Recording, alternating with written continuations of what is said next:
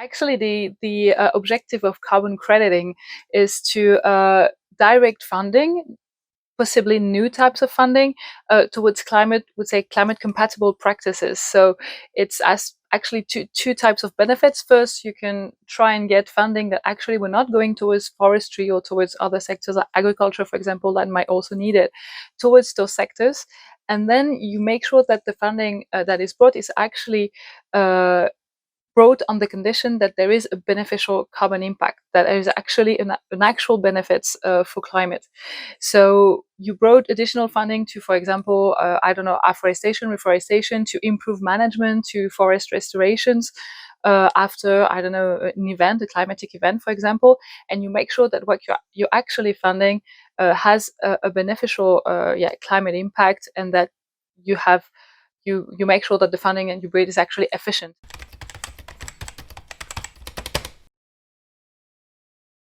I would say two types of difficulties with a sustainable forest management. The first one, it is also linked to all types of forestry projects, is the uncertainty that you're going to have when you want to measure carbon impact, because it's living things, because you're going to have the uncertainty of measurement, you're going to have the non-permanence risk, so the risk that the carbon is re-emitted at some point toward the atmosphere. And also with sustainable forest management, it's also harder sometimes to quantify, evaluate the carbon benefits. For afforestation, it's easy. You have nothing and then something. Well, not necessarily nothing, but it's easier to quantify. For sustainable forest management, we don't always have the tools to measure what impact this or that forest practice is actually going to have on the carbon stocks, on the carbon fluxes. And so we hope that the INFORMA project will actually help provide the tools to better estimate, to have better measurements, more precise measurements on maybe different types of stands, different types of forest, to actually being better able to quantify what is the carbon impact of this and that practices on the different also carbon compartments, whether this is a living biomass, whether this is soils, for example, that we don't really know how to take into account. So forest management is already included in some of the carbon schemes, but not necessarily all types of practices. And for some other types of practices, actor stakeholders really struggle to quantify. So we really hope that the project is going to help provide the tools to be either integrate more practices, either be more precise in the measurement, but still keeping in mind that the more precise you get, usually the most costly it often gets too. So we have to find also the balance between this precision at all cost and being more and more as robust and as precise as we can be, and at the same time still have something that is accessible and easily usable by stakeholders, which are not carbon experts, which are field stakeholders, and that still need to get to be able to use and get comfortable, I would say, with those tools.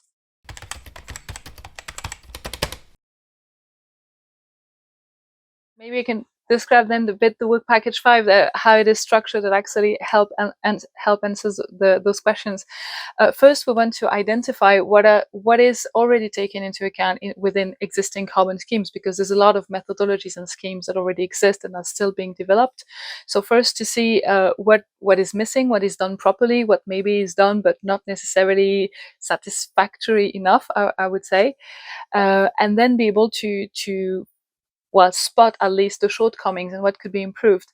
And then relying also on the other work packages, especially work package 2 and work package 4, to see what is the improvements that we feel would be needed and that the project can bring. So it can be, for example, what we call conceptual improvements. So maybe, I don't know, some compartments that are not taking into account. I was talking about soils, could be also, I don't know, harvested wood products that could be better integrated, could be more the new use of new tools, for example, that are going to be able to monitor carbon more precisely, or also maybe the use of apps that can also help forest stakeholders, forest owners, to better monitor and to do it better and to do it more easily also.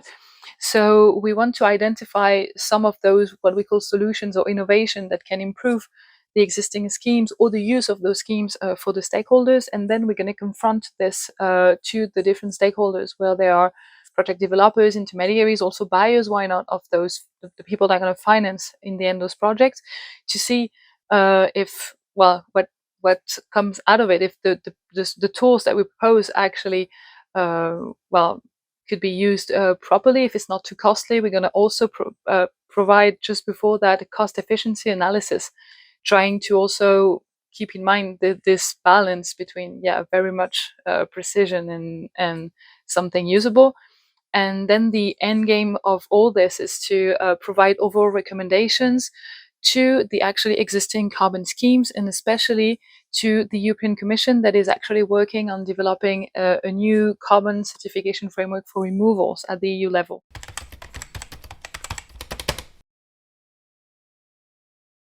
I think there's some themes that are going to be quite wide.